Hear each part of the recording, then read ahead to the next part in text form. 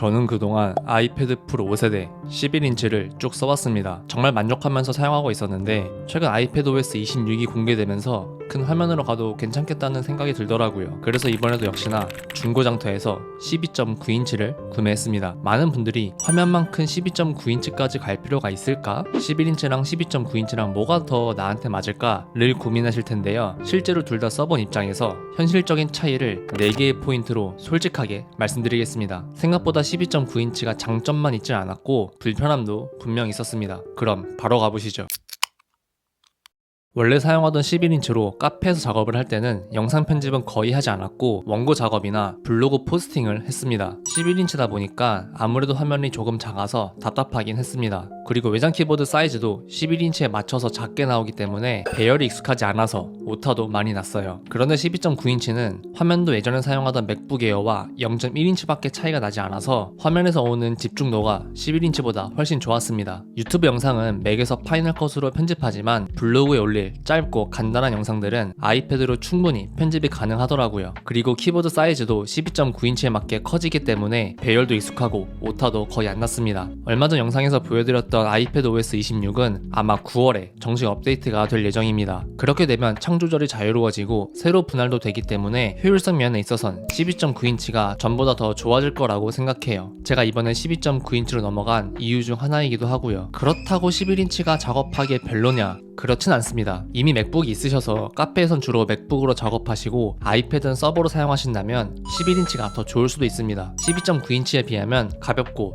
부피에서 오는 부담감이 덜하기 때문에 가방에서 바로 꺼내서 이메일 답장하거나 간단한 노트 편집이나 PDF를 보는 데에는 11인치가 솔직히 더 좋죠. 생각해보니 저도 예전에 맥북 에어에 아이패드 에어나 11인치 조합으로 오랫동안 사용했었네요. 지금은 거의 집에서 맥미니로 작업하기 때문에 가끔 외부에서 작업을 할 때는 12.9인치가 더 효율성이 좋다고 느끼는 것 같습니다.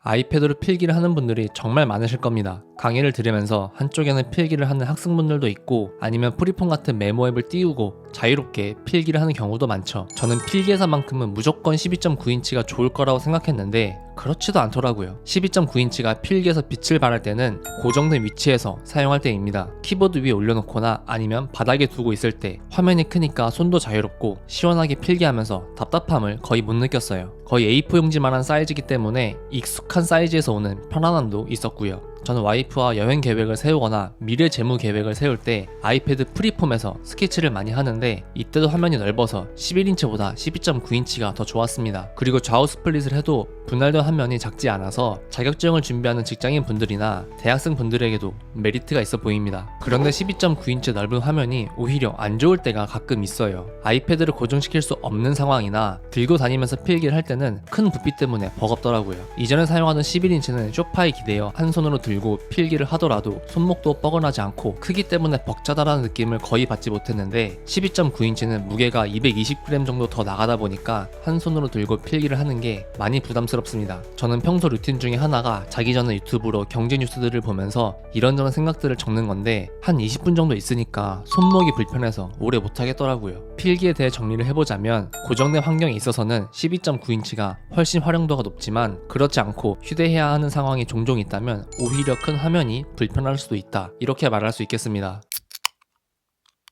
아이패드로 결국 유튜브만 본다는 우스갯소리가 있죠. 저도 평소에 밥 먹을 때나 주말 저녁에 와이프랑 넷플릭스를 볼 때 주로 아이패드를 쓰는데요. 12.9인치 디스플레이가 11인치와 다르다는 거 알고 계셨나요? 아이패드 프로의 디스플레이 특징을 120Hz의 프로모션이 지원만 되는 걸로 알고 계신 분들이 있는데요. 여기에 12.9인치는 XDR 디스플레이가 적용되어 있습니다. 이게 뭐가 좋은 건지 간단하게 말씀드리자면 명암비와 밝기를 한 단계 더 선명하게 표현할 수 있습니다. 쉽게 말하면 검은 부분은 더 어둡게, 밝은 부분은 더 밝게 표현해주는 거죠. 이런 XDR 디스플레이는 HDR 컨텐츠를 감상할 때 그 강점이 극대화됩니다. SF 영화로 예를 들면 태양빛은 더 밝게 표현하고 우주는 더 깊고 어둡게 보여주는 거죠. 물론 XDR 디스플레이와 HDR 컨텐츠의 조합이 항상 옳은 건 아닙니다. 낮 시간에 카페나 야외에서 볼 때는 밝은 게 좋은데 밤에 불을 끄고 볼 때는 밝은 부분이 또 과하게 눈부시기도 하더라고요. 그래도 뭐 없는 것보단 좋은 것 같아요. 선택지가 하나 더 추가되는 거니까요. 그리고 사운드가 빵빵한 영화를 감상할 때 스피커의 차이도 봐야 합니다. 처음에는 11인치나 12.9인치나 스피커 스펙이 똑같으니까 당연히 차이가 없을 거라고 생각했는데 막상 영상을 재생해보니 차이가 은근히 느껴지더라고요. 11인치랑 12.9인치 소리를 한번 들려드릴게요.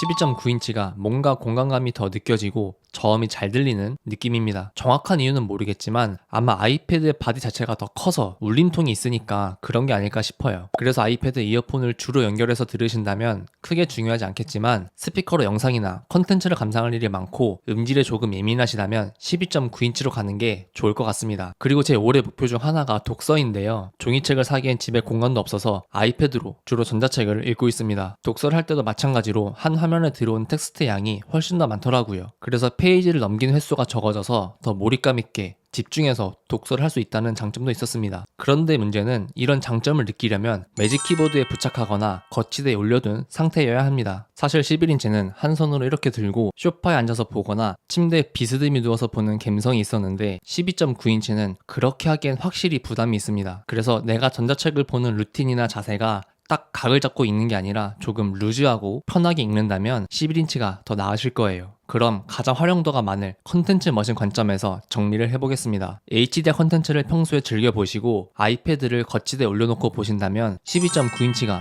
좋은 선택지가 될 수 있을 것 같고, 그런 경우가 많지 않다면 사실 11인치만 해도 뭐든 부족함 없이 감상할 수 있으실 거라고 정리할 수 있겠습니다. 휴대성을 생각하면 당연히 11인치입니다. 두 개의 크기 차이를 제대로 보여드리자면 12.9인치는 거의 A4 사이즈만 하고 11인치는 대각선으로 엄지손가락만큼 짧습니다. 무게 차이도 거의 220g 정도 차이가 나는데 음료 스캔 하나 정도긴 하지만 실제로 가방에 넣고 다닐 땐 체감이 큽니다. 왜냐면 평소에 정말 아이패드를 본품 하나만 넣고 다니는 경우가 거의 없거든요. 케이스나 파우치 아니면 키보드를 연결해서 가방에 넣을 텐데 화면의 크기가 크면 그만큼 나머지 액세서리들의 사이즈와 무게도 커지기 때문에 실제 체감은 더 크게 나는 거죠. 12.9인치에 매직 키보드를 연결하면 거의 맥북 에어와 비슷한 수준이 됩니다. 이렇게 되면 11인치와 12.9인치의 무게 차이는 무시할 만한 숫자가 아니게 되죠. 저는 가볍게 외출할 때는 얇은 에코백을 선호하는데 11인치는 넣어도 부피에서 오는 부담감이 없습니다. 그리고 책이나 다른 잡다한 물건이랑 같이 넣어서 다니기에도 편해요. 그런데 12.9인치는 가로폭이 훨씬 길어서 얇은 에코백에 넣으면 다른 것들과 같이 넣기가 조금 부담스럽습니다. 무겁기도 하니까 손으로 편하게 들고 다니는 에코백이 아니라 어깨에 멜 수 있는 크로스백이나 백팩을 챙기게 되더라고요. 맥북 에어를 들고 다닐 때랑 정확히 똑같아지는 거죠. 정리해보자면 집에서 아이패드를 쓸 땐 12.9인치가 문제가 없지만 야외에 들고 나가서 자주 사용할 거라면 12.9인치의 부피는 태블릿인 걸 생각해도 부담스럽다. 대중교통에서 꺼내서 보기엔 화면이 너무 커서 거의 옆 사람이랑 같이 보는 수준이다. 이렇게 말할 수 있겠습니다.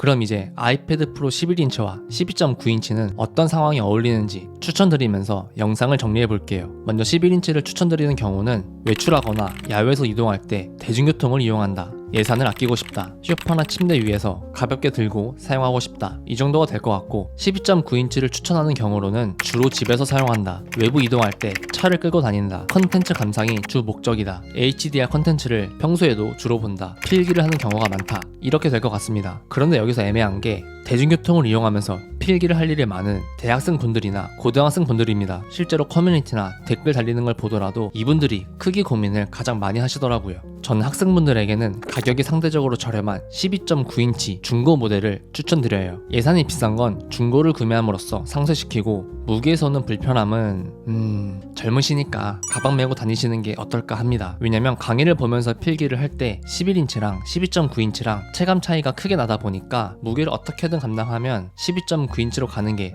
훨씬 좋을 것 같거든요. 이 부분은 실제로 매장에 가셔서 11인치랑 13인치랑 좌우로 스플릿해서 꼭 화면을 눈으로 보시고 결정하시길 바랍니다. 만약에 11인치로 필기를 하는데 별로 답답하지 않을 것 같다 라고 하신다면 굳이 무거운 큰 화면 아이패드를 구매할 필요가 없거든요. 저는 지금 맥미니가 메인 컴퓨터라서 아이패드 12.9인치가 만족스러운데 만약에 제가 옛날처럼 맥북이 있었다면 그냥 11인치를 쭉 쓰지 않았을까 합니다. 네, 오늘도 여기까지 영상 봐주셔서 감사드리고요. 다음에도 유익한 내용으로 찾아오겠습니다. 감사합니다.